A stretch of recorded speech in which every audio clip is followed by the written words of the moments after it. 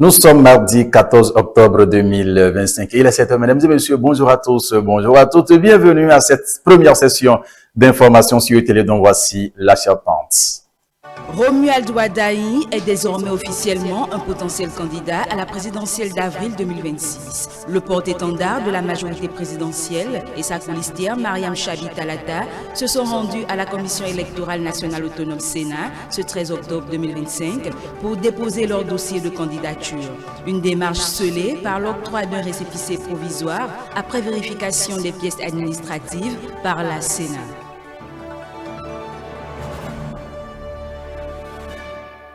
Paul Moupé Judicaël Mouanou, c'est le duo candidat de la Force Cori pour un Bénin émergent FCBE à la présidentielle à venir. De sources crédibles, le directeur de communication de ce parti a été désigné comme colistier à quelques heures de la clôture de dépôt de dossier de candidature à la Sénat. Dernier virage pour les Guépards dans le cadre des éliminatoires du Mondial 2026. Le 11 national affronte les Super Eagles ce mardi 14 octobre à Ouyo, au Godwill Akpabio Stadium. En prélude à cette confrontation, notre équipe est allée à la rencontre de quelques sportifs optimistes qui rêvent d'une première participation du Bénin à cette grande messe du football mondial.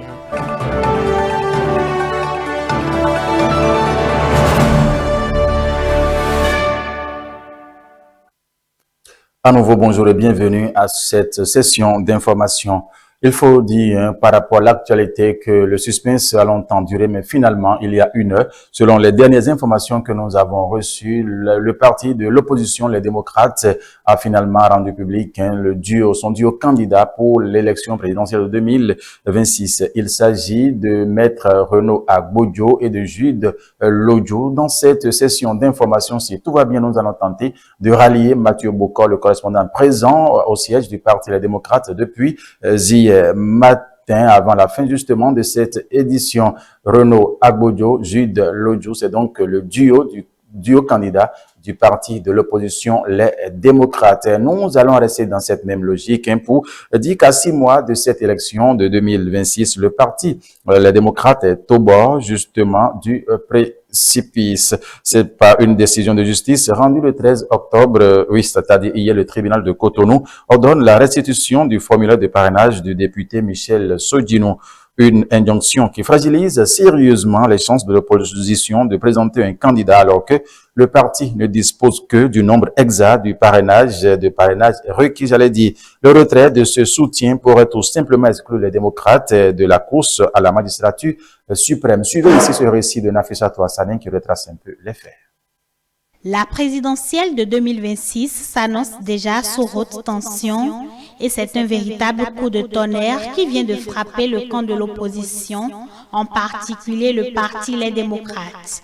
Par une ordonnance rendue le 13 octobre 2025, le président du tribunal de première instance de Cotonou ordonne à Boni Yayi et à son parti de restituer au député Michel Sodinou son formulaire de parrainage. Une décision lourde de conséquences puisqu'elle remet en cause la capacité du parti à allier un duo présidentiel.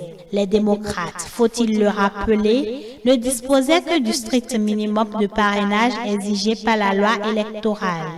Le retrait d'un seul soutien, en l'occurrence celui du député de la 19e circonscription, met en péril la candidature même du parti à la présidentielle d'avril 2026. Selon l'ordonnance, le député Sodinou affirme n'avoir jamais donné mandat à qui que ce soit pour engager son parrainage, ce qui jette un sérieux doute sur la régularité du processus interne du parti. Sa démarche en justice traduit une volonté ferme de reprendre le contrôle de son droit individuel de parrainage comme le garantit la Constitution. Et la réponse judiciaire est sans ambiguïté. Soit le parti restitue le formulaire, soit la Sénat devra en délivrer un nouveau. Si le député décide finalement de ne pas parrainer le duo désigné par les démocrates, ce serait la fin des ambitions présidentielles de cette formation politique en 2026. Une décision qui pourrait donc avoir des répercussions majeures sur l'équilibre politique national à 6 mois seulement du scrutin.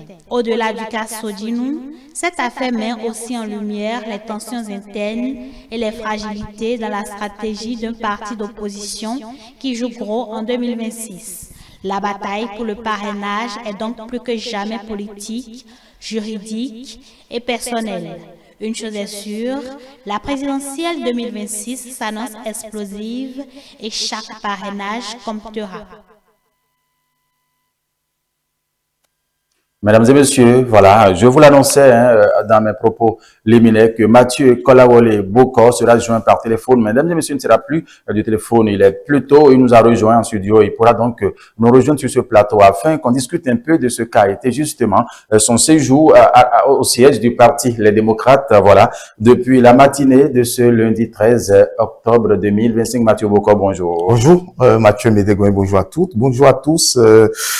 Une nuit très longue, une journée très chargée, parce que de l'autre côté du siège du Parti Les Démocrates. Voilà, je le disais que juste après le journal de 19h hier, vous nous faisiez le point à mi-parcours justement de ce qui se déroulait de l'autre côté. Vous êtes là ce matin, dites-nous un peu comment ça a été d'hier soir à ce matin, vous avez passé la nuit justement. Qu'est-ce qu'on peut retenir justement, Mathieu Bokor? C'est vrai que les noms ont circulé, beaucoup de noms où les réseaux sociaux annonçaient que il s'agirait d'un certain Renaud Aboudjo et Célestine Zanou. Jusqu'à 19h hier, c'était le nom qui circulait.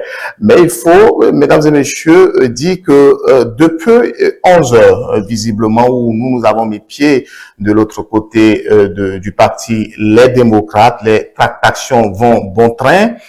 Boniaï qui a fait son apparition autour de 13h30, une forte mobilisation devant le siège du parti Les Démocrates, composé uniquement des militants et des sympathisants. Je pense que Boniaï, qui est resté une vingtaine de minutes, s'est retiré après. Vous l'aviez rappelé déjà dans ce secteur où beaucoup de discussions autour de la désignation du duo du parti Les Démocrates. Mais Mathieu Médégoin, prévu pour le 10 octobre 2025, normalement cette désignation a été reportée à plusieurs reprises. Ce n'est qu'au petit matin de ce 14 octobre 2025 que le parti Les Démocrates a révélé son duo au public, une désignation qui a suscité, il faut le dire, des inquiétudes et des controverses. Durant toute la nuit, des séances à huis clos avec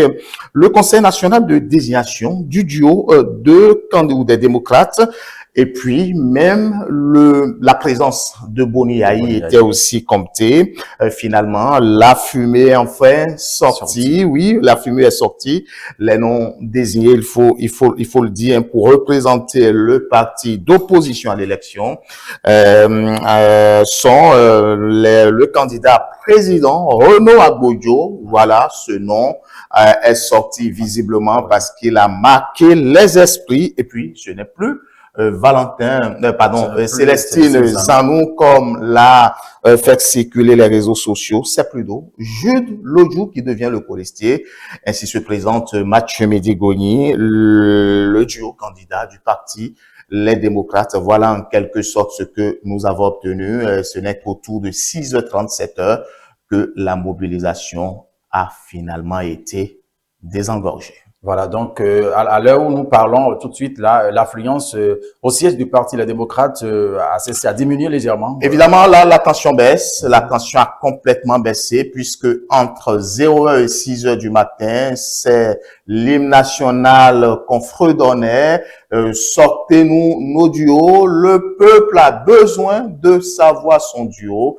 Tant que vous ne nous désirez pas nos duos, la mobilisation sera intense. Je pense que la pression aussi de l'autre côté du siège du Parti Les Démocrates a permis au cadre de ce parti de pouvoir se comprendre. C'est vrai qu'au départ, le consensus n'y était pas, pour des raisons diverses que vous connaissez. On ne veut pas encore tirer le drap aujourd'hui, mais je pense que finalement, le parti s'est confié et a dit que c'est le peuple béninois qui gagne, le parti reste soudé et que l'objectif restera toujours 2026. Pour les quelques ténors hein, de ce parti de l'opposition qui était présent sur les lieux à l'annonce de ces deux noms-là, qu'est-ce qu'on pouvait lire justement sur les visages comme impression? Oui, c'est vrai que déjà dans les coulisses, on attendait le nom de Éric Rondeté, voilà. Il faut le dire, après cette affaire de parrainage, le retrait qui a aussi posé à cette situation, Boniaï qui a joué au leader charismatique, mais aussi au médiateur pour pouvoir calmer les ardeurs.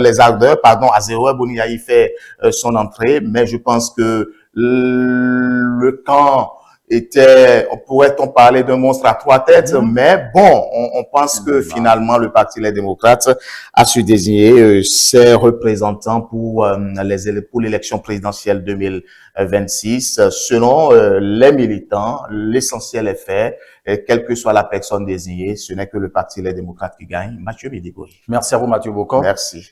Mesdames et messieurs, nous allons poursuivre cette édition ici ce matin pour dire qu'au siège de la Sénat, j'allais dire la Commission électorale nationale autonome Sénat, ce lundi, le candidat de la majorité présidentielle, Romuald Wadayi, et sa colistière, Mariam Tchabi Talata, ont effectué le dépôt justement de leur candidature pour cette élection de 2026 dont nous parlons. Il y avait une affluence, forte mobilisation des militants des 4 partis qui soutiennent les actions du président Patrice Talon, les partis de la majorité présidentielle, j'allais dire tout simplement, qui avait donc inondé le siège de la Sénat pour cette cérémonie. Nous vous proposons de suivre ici les images et l'ambiance qui a prévalu à la Sénat ce lundi.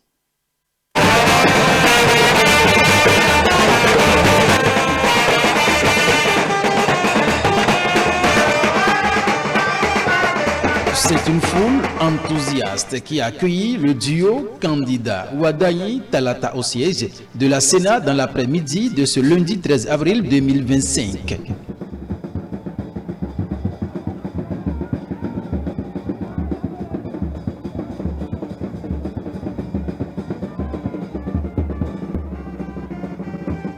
Les militants des 4 partis de la mouvance, la Renaissance nationale, le parti Mouel Bénin, le Bloc républicain et l'Union progressiste Le Renouveau ont répondu présent en masse. Leur message était clair. Soutien total et ferme engagement derrière le duo Wadayi Talata. Les 2 candidats sont arrivés encadrés par de hautes personnalités politiques de la mouvance présidentielle. Ministres du gouvernement, ministres conseillers, députés et autres. À leur arrivée, ils se sont directement dirigés vers la salle où les duos candidats se font enregistrer. Après environ une quinzaine de minutes, Romuald Wadayi et Mariam Tchabi Talata sont réapparus tous souriants. Visiblement, le dépôt des dossiers s'est déroulé sans accroc. Sakalafia, le président de la Sénat, prend ensuite la parole. La Sénat vient de recevoir votre dossier.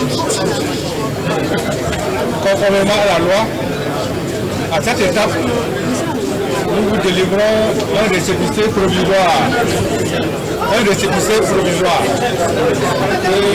C'est le président de vous remettre. Collé à ce récépissé, nous avons une fiche de complétude des documents que vous avez signé. Voilà le contenu de cette enveloppe. Je vous souhaite félicitations et je vous souhaite une chance. Tour à tour, les représentants des partis politiques ont réaffirmé leur engagement de fédérer les énergies pour la prochaine bataille. Marie-Noël Paraiso du parti Mouel Bénin. Le dossier a été validé à la grande satisfaction des membres de la Sénat, lui concédant ainsi le récépissé provisoire. Dans quelques jours, donc, il n'y aura pas de raison que le récépissé définitif leur soit rendu. C'est un premier pas vers la victoire du peuple béninois. Et ces prémices vers la victoire méritent d'être célébrées. Nous donnons rendez-vous donc à tout le peuple béninois au soir du 12 avril 2026 pour que l'apothéose puisse être célébrée. Le peuple béninois, à travers ce geste, peut compter sur la solidarité entre les partis de la mouvance présidentielle, selon Dr Mohamed Akintola, porte-parole de Renaissance nationale, qui poursuit. Renaissance nationale fera avec lui tous les pas. Que nous allons sillonner avec lui village et hameaux pour porter la bonne nouvelle. Que nous le soutiendrons jour et nuit afin que l'idéal que nous avons promis au peuple béninois puisse se réaliser à travers son élection à la tête de notre pays, donc à la magistrature suprême, au soir de l'élection présidentielle d'avril. C'est donc un respect de la promesse que nous avons faite que nous sommes venus aujourd'hui et cela ne fait que commencer. La forte mobilisation des militants autour de cette candidature de Romuald Wadagni et Mariam Tchabi Talata n'est qu'une suite logique de la marche entamée avec Patrice Talon depuis 2026 a laissé entendre le bloc républicain. Ceci s'inscrit dans la continuité de ce que nous avons commencé avec le président Patrice Talon depuis 2016. Donc il s'agit pour nous d'accélérer désormais cette dynamique de construction de notre pays pour le bonheur du peuple. Pour la Dati, personne ne peut s'approprier ce duo Wadagni Talata. C'est le duo du peuple, une candidature du Bénin. Les partis de la mouvance présidentielle non identifiés l'ont désigné. Il est devenu le candidat de tout le Bénin, de tout le peuple. Vous avez vu l'effervescence qu'il y a eu à la Sénat, ça a vu la preuve que c'est le candidat de tout le Bénin. C'est l'issue d'un processus méticuleux. Le candidat, le duo, ils ont pris leur temps, ils se sont levés très tôt, le dossier a été très bien préparé et vous venez de voir que la phase de la complétude a été passée avec succès. Saluant cette démarche des candidats de la mouvance présidentielle, le président de la Sénat, Saka Lafi, a souhaité bonne chance à ce duo pour la suite. Rappelons que les autres duos de candidature disposent encore de quelques heures pour la même démarche vers la prochaine présidentielle au Bénin. Et nous allons rester toujours dans cette même veine de l'élection présidentielle dans cette édition pour dire que oui, c'est à moins de 24 heures justement de la clôture des candidatures pour la présidentielle 2026 que le parti Foscori pour un Bénin émergent a dévoilé le colistier, celui-là qui ira donc à ces élections avec aux côtés de Paul Onkwe, un jeune cadre de la quarantaine, tient désormais l'accorde, une option stratégique qui marque la volonté du parti de miser sur la jeunesse. Mais bien avant cet élément, il faut rappeler qu'avant la fin, sinon juste après cette édition, nous recevrons sur ce plateau le consultant politique Agapit Napoléon Maforekan qui reviendra sur les dernières évolutions de l'actualité par rapport au parti Les Démocrates, parler aussi de l'auto-parrainage dans cette édition. En attendant, on revient ici pour faire suivre cet élément oui, qui parle des Foscori pour un Bénin émergent. C'est désormais connu. Judicaël Rouanou sera le colistier de Paul Onkwe à la présidentielle d'avril 2026. À quelques heures de la clôture officielle des dépôts de candidature, la Foscori pour un Bénin émergent FCBE a tranché. Selon des sources crédibles, le choix s'est porté sur un visage jeune.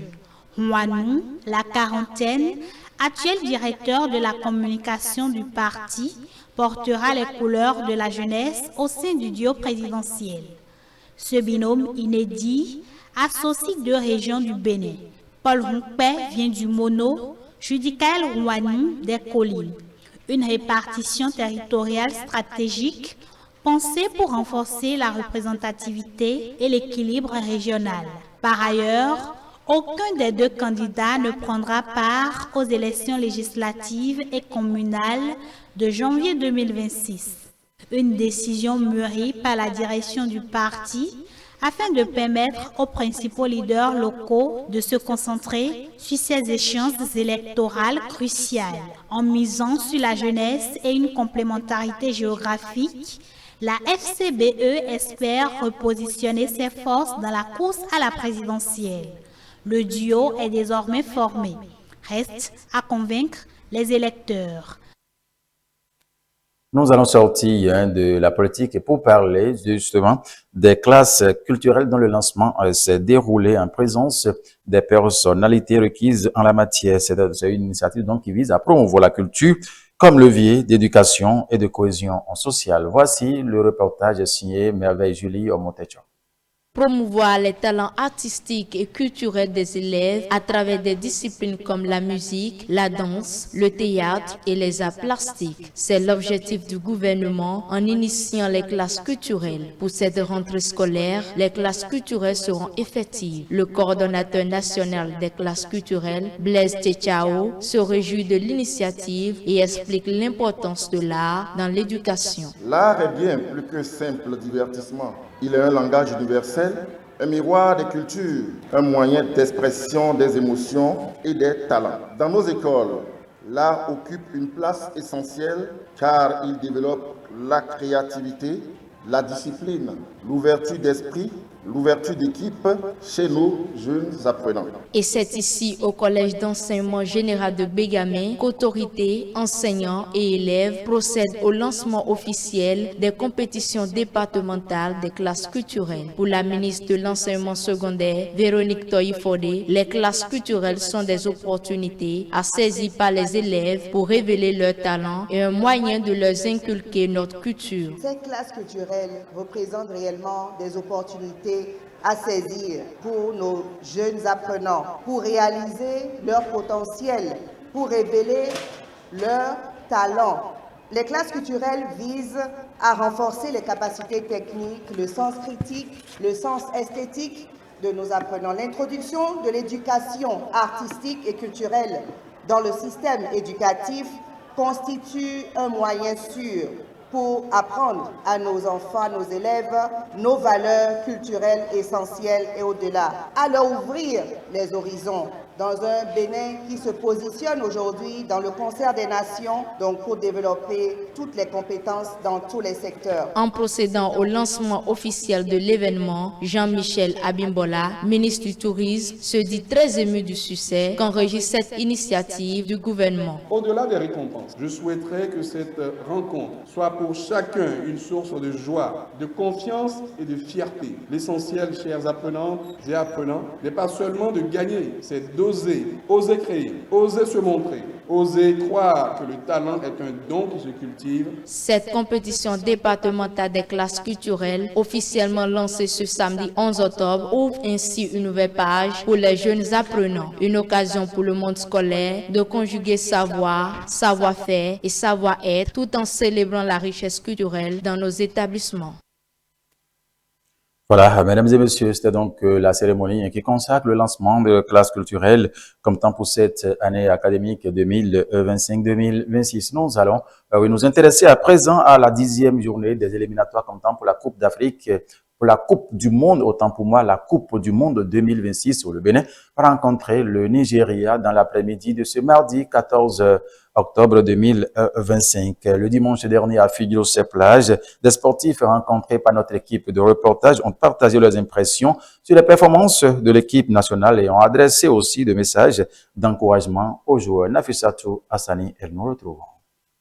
Les Guépards du Bénin sont dans la dernière ligne droite des éliminatoires du Mondial 2026. Ce dimanche 12 octobre 2025, notre équipe s'est rendue aux abords du carrefour Figueroa-Plage à Cotonou pour recueillir les impressions des sportifs venus s'entraîner.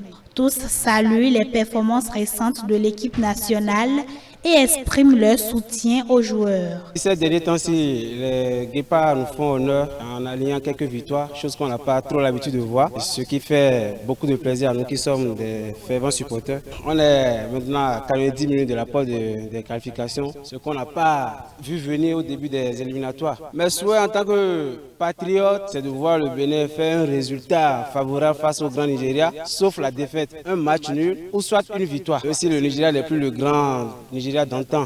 Ils vont rentrer dans l'histoire du football, donc ils ont intérêt à mouiller le maillot, à nous ramener la qualif. Je crois que le Bénin a toutes les chances pour gagner cette match parce qu'actuellement on est le premier du groupe C avec 17 points à l'appui. Et si on gagne ce match, je pense que la Coupe du Monde est assurée pour le Bénin. 2-0 en faveur du Bénin. Je ne peux que souhaiter bonne chance à nos joueurs. J'ai confiance en eux et je sais que pour cette fois-ci encore nous allons gagner puisque c'est le Bénin qui gagne. Notre entraîneur qui est là maintenant actuellement, il a bien fait son jeu et qu'ils ont joué correctement, surtout le match contre le Rwanda. Vraiment, on ne peut que les féliciter. Notre souhait est que le Bénin gagne ou le Bénin fait match nul. Des encouragements et conseils sont également adressés aux guépards appelés à terminer cette campagne en beauté. Si je devais donner un conseil à l'équipe, c'est de leur dire de rester sur leur garde. Parce qu'un jeu demeure toujours un jeu. Face à ce jeu, il y a la concentration et la confiance en soi-même qui peuvent donner le résultat. Donc, qu'ils aient confiance en eux-mêmes et qu'ils se disent qu'ils ont quitté un pays et que ce pays-là est fier d'eux et les accompagne, les soutient partout où ils vont passer. Je leur dirais de jouer la tête calme, la tête haute et de faire confiance aux consignes du coach et de faire plaisir sur le terrain. En fait. Même si je suis très loin d'être mieux placé pour leur donner des conseils, c'est de croire en eux et tout ce que moi je peux leur demander, c'est de ne pas mettre de pression sur eux. J'ai vu que les guépards sont à un niveau donné qu'on voulait avant et ils améliorent leur jeu. Les guépards n'ont qu'à se donner à fond. La défense, le milieu, l'attaque. Pour notre numéro 9, il n'a qu'à se donner au bout, à fond, il n'a qu'à se donner. Le dernier match du Bénin dans ces éliminatoires est prévu ce mardi 14 octobre 2025 face au Nigeria. Un choc décisif attendu avec ferveur. Merci à vous, Nafissatou Hassani, pour ce reportage. En tout cas, il faudrait que les 11 nationales travaillent justement afin d'hisser le drapeau béninois partout, puisque cette compétition s'annonce véritablement intéressante et il faut que le Bénin s'inscrive également sur la page comme il le faut. Nous allons revenir ici à Cotonou pour dire que pendant 4 jours, le stade général Mathieu Kérékou a brillé aux couleurs de la 2e édition de la Ligue 1 McDonald's Trophée des Académies. Un tournoi international qui a réuni 6 académies africaines et françaises et qui a offert un spectacle riche en talent et en engagement. Au thème d'une finale disputée, le FC Toulouse s'est imposé avec brio, décrochant le trophée face à Dauphine ASC du Cameroun. Merveille Rolonou Sosa Kamel Kotien. La 2e édition de la Ligue 1 McDonald's Trophée des Académies a connu son épilogue ce dimanche 12 octobre 2025. Lancé le 8 octobre dernier, ce tournoi international de jeunes talents a réuni 6 académies issues de 4 pays africains, Génération Foot du Sénégal, ASEC Mimosa de la Côte d'Ivoire, Dauphine du Cameroun, USS Kraké du Bénin, ainsi que 2 académies françaises, le FC Toulouse et l'Olympique de Marseille. Après 4 jours de compétition intense, le FC Toulouse a triomphé en finale, remportant 2-0 face à Dauphine du Cameroun. Une victoire célébrée avec fierté par le capitaine toulousain, ému par le parcours remarquable de son équipe. Mais déjà, on est très content d'avoir remporté ce tournoi. C'était notre objectif, de montrer une belle image, de faire mieux que ce qu'on avait fait lors de la première édition. On a eu des matchs plutôt compliqués. Là, contre Dauphine, c'est une équipe qui nous a mis en difficulté parce qu'on est ressorti lors du premier match. Et là aussi, on a eu un peu de mal. Mais on a réussi à ne pas prendre de but et à en marquer 2. Du coup, on est très content d'avoir remporté ce match. Malgré une belle prestation, le capitaine de Dauphine a reconnu leur échec. Nous avons joué Toulouse, nous avons bien joué, très bien joué. Et une fois de plus, nous avons été inefficaces devant les buts. Le commentateur sportif de Canal+, Liliane Gatoun, s'est réjoui du bon déroulement de l'événement, saluant l'organisation et la qualité des rencontres disputées. Oui, très clairement, je pense qu'on a été magnifiquement accueillis à Cotonou, et les infrastructures, la pelouse du stade de l'Amitié sur lequel nous sommes a été un magnifique écrin pour les 6 équipes qui étaient qualifiées. On a été chercher donc 4 académies sur le continent africain, au Sénégal, en Côte d'Ivoire, au Bénin et au Cameroun pour affronter 2 équipes de Ligue 1 française. Donc je pense que le niveau de cette 2e édition était très très relevé et on a vu que des matchs avec un niveau sur les jeunes footballeurs qui m'ont vraiment impressionné. Déjà, ça a été un mode de sélection qu'on a pu vivre dans les épisodes de sélection. Donc voilà, on avait été chercher le meilleur, la crème du football africain. Donc dans chaque équipe, on essayait de se projeter, savoir quelle équipe pourrait figurer dans le tournoi et justement nous offrir ce genre de spectacle. On avait envie que ce trophée des académies saison 2 soit footballistiquement une très très belle aventure et je pense qu'à l'image de la finale, on a tous vibré. Mamadou Nyang, consultant de Canal+ Sport, abonde dans le même sens. Non, on a assisté à une très très belle compétition. Pour ceux qui sont venus assister, on a découvert des de belles équipes, de beaux collectifs et aussi des belles individualités. On a aussi assisté à une belle finale entre Dauphine et Toulouse. On a un beau vainqueur et franchement, on a un bilan très très positif de ce tournoi des académies cette année. L'équipe victorieuse, le FC Toulouse, repart avec un géant trophée, tandis que les distinctions individuelles sont attribuées aux joueurs les plus méritants.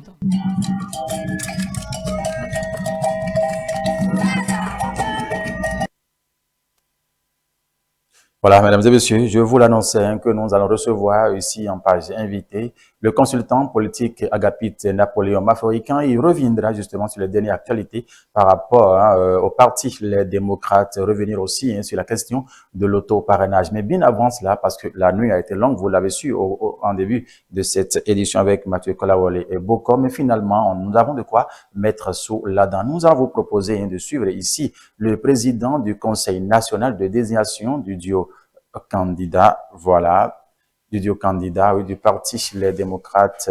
De l'autre côté, si les dieux de la technique sont présents avec nous. On signale que ce n'est pas encore disponible, mesdames et messieurs. Je vous rappelle une fois encore que juste après la page sport, nous recevrons ici sur ce plateau le consultant politique Agapite Napoléon Maforican qui reviendra sur les dernières actualités du parti de l'opposition LD. Ainsi prend fin cette session d'information. Merci infiniment de nous avoir suivis. La matinale doit se poursuivre, comme je vous l'ai dit. Restez en votre position car le meilleur reste encore à venir. Et télé avec vous, pour vous.